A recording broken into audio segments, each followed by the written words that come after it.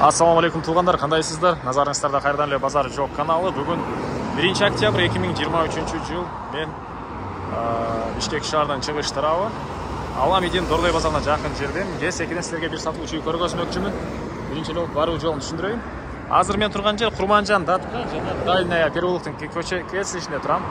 Ушул жерден кирип эле оң тарапка карай жүрсөңүздөр, Дальняя көчөсү 36-даректе сатылуучу үйүбүз жайгашкан. Анан бир аз түндүктү карай жүрсөңүздөр, Энесайдын повороту ал жерден батышты карай жүрсөңүздөр, Дордой базары жакын.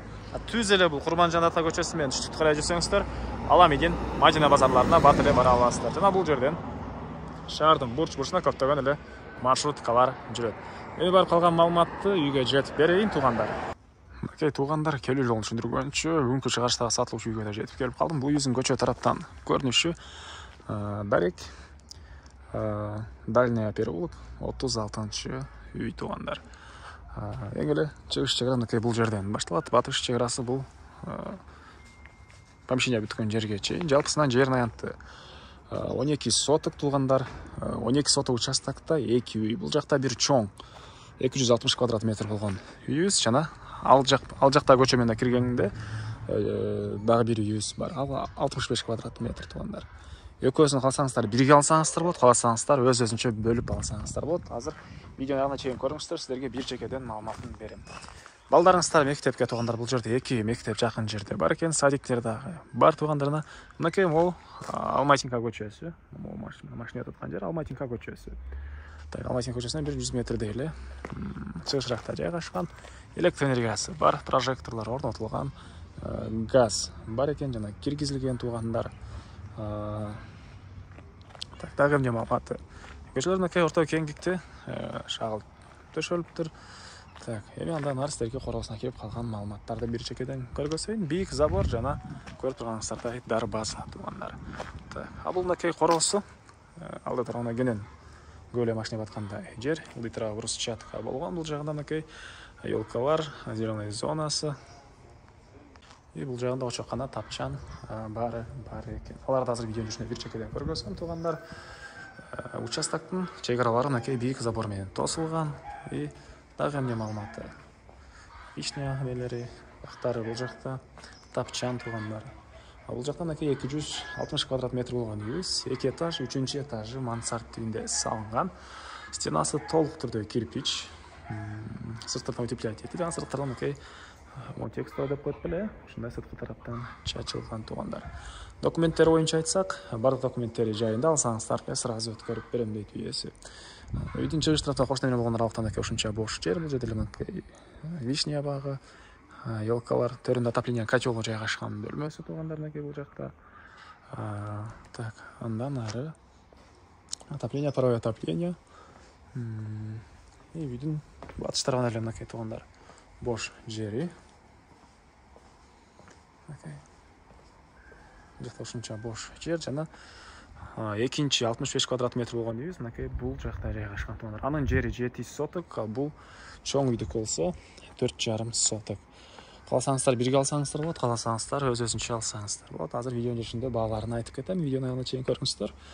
Алды жагынан мындай террасасы, мынакей жана терраса, элитра кафели болгон туугандар. Бул жакта азыр хозпостройкаларда видеонун жүрүшүндө бир чекеден көргөзөм.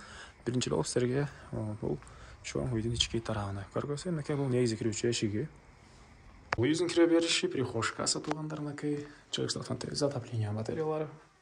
И андан ары түз жүрсөк мынакей холл дейбиз. Ушундай бир бөлмө. Бул жерден калган бөлмөлөргө өтүп кете алабыз. Экинчи этажга кеткен тепкичтер, мындай тарабы чакан кладовка. Бул жакта ажаткана өзүнчө бөлмөдө, душ, ванна өзүнчө бөлмөдө жайгашкан туугандар. И бул жагында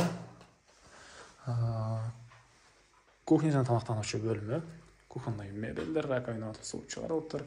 Батыш тараптан терезеси, потолок гипсокартон, дуалдар жарымына чейин кафель чапталып, андан ары мынакей мынтип акталган.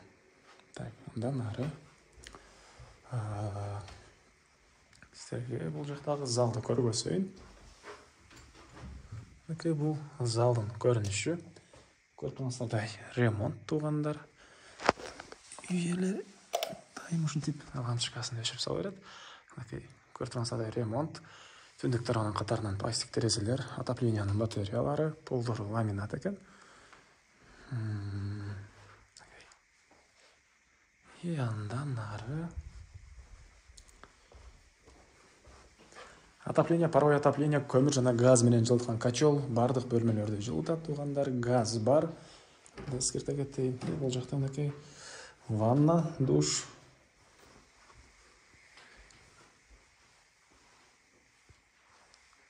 Сушилкасы. Так, андан ары. Бұл жағында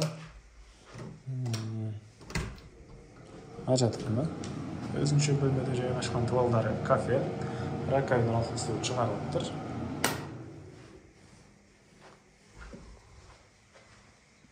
И сіздерге екінші этажды көргөсөйүн. Мынакей көрүп турсаңыздар жыгачтан болгон тепкичтер.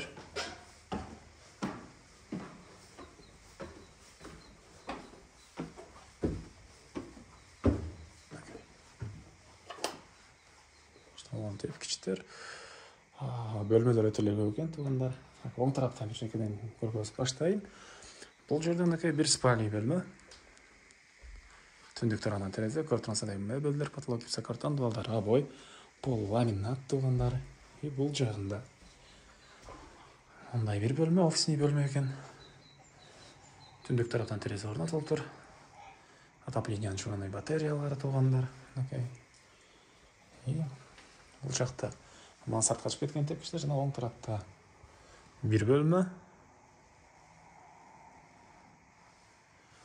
Бул жагында холл туугандар, мынакей. Кондиционер орнотулган, түштүк тарабынан терезе и балконго да чыгып кетсек болот экен. Мен жана видео тартуудан мурда көргөндө балконду байкаптырмын. Бул жагында балкон. Бул жакта дагы бир мындай балдар бөлмөсү. Түштүк тарабынан терезе, отоплениянын батареялары, көрүп турсаңыздар, ремонт туугандар. Так, андан ары сиздерге мансартты көргөзөйүн. Так, чоң семьяларга өтө жакшы вариант. И короосунда туугандар жери чоң, дагы квартиранттар үчүн үй саласыздарбы, квартира бизнес кылып же болбосо швейный цех кыласыздарбы, жакшы вариант экен. Бул жакта мынакей бир чоң мындай зал дейсизби, ушундай бир бөлмө. Бул жагында дагы мансарт ушундай эки чоң бөлмөдөн турат туугандар. Так, андан ары мен Халил Сатылжидин короосундамын туугандар. Андан ары сиздерге бул жактагы хозпостройкаларды бир чекеден көргөзөйүн. Мынакей тапчаны жайларында, мынакей елкалардын жанында салкын чай içip турган жер. Бул үйүбүздүн түштүк тарабынан көрүнүшү туугандар, мынакей биринчи этаж, экинчи этаж мансарт. Бул жакта болсо очоканасы, газ киргизилген. Катарынан эки очок, полдору кафель, мынакей чыгыш тараптан терезе. И бул жагында бир мындай склады, плюс ылдый тарабында погреб деле бар экен туугандар. Ыйтанда погреб да бар. Так, дагы эмне маалыматы? Андан ары сиздерге азыр эми экинчи үйүздү көргөзөйүн. Ал үйүзгө туугандар көчөнүн аркы тараптагы көчө менен да кирсеңиздер болот. Так. Жалпысынан жер 12 соток, эки үйдүкү биригип. Швейный цех кылып жетсеңиздер деле болгудай. Алып туугандар бул жагына. Жана мына бул чоң үйүздүн батыш тарабы деле кенен бош жери туугандар, мынакей. Бул жага дагы хозпостройкаларды саласыздарбы, же жер жемиш бак кыласыздарбы? Ошончо бош жери. Эгер өз-өзүнчө алсаңыздар, бул чоң үйдүн участогу мынакей бул жерден бүтөт. Бул жерден. Чоң үйүздүн батыш тараптан көрүнүшү. Экинчи үй болсо мынакей бул жерде. Мунун жери 7 соток. Ал жактан да кирип чыга аласыздар. Эгер экөөнү бирге алсаңыздар, бул жактан да кирип чыксаңыздар болот туугандар. Мынакей бул жакта ажатканасы, мындай бош жерлер. Өзүнчө алып бул жакта швейный цех кыласыздарбы, квартиранттар үчүн квартира саласыздарбы, Дордой, Аламидин базарлары жакын, Мадина базарына деле туугандар, Алматинка менен түз чыксаңыздар, бат эле бара аласыздар. Негизинен швейный цех ачканга көбүнесе ушундай Аламидин, Мадина базарларына жакын жердеги участок үйлөрдү издешет. негизи ошого жакшы вариант. Бул жакта 65 квадрат метр болгон үйүбүз. Азыр кошурда квартиранттар турат экен, ай сайын кирешеси деле бар туугандар. Негизи кирүүчү эшиги бул жакта жайгашкан. Ички тарабын көргөзөйүн десем, азыр кошто квартиранттар бар болгондо байланыштуу көргөзө алгам жок жана бул көчө тараптан дарбазасы. Бул жакта көчөмөн да кирип чыга аласыздар. Так. Бул эгер общий алсаңыздар туугандар, так, $220 000. Өз-өзүнчө алсаңыздар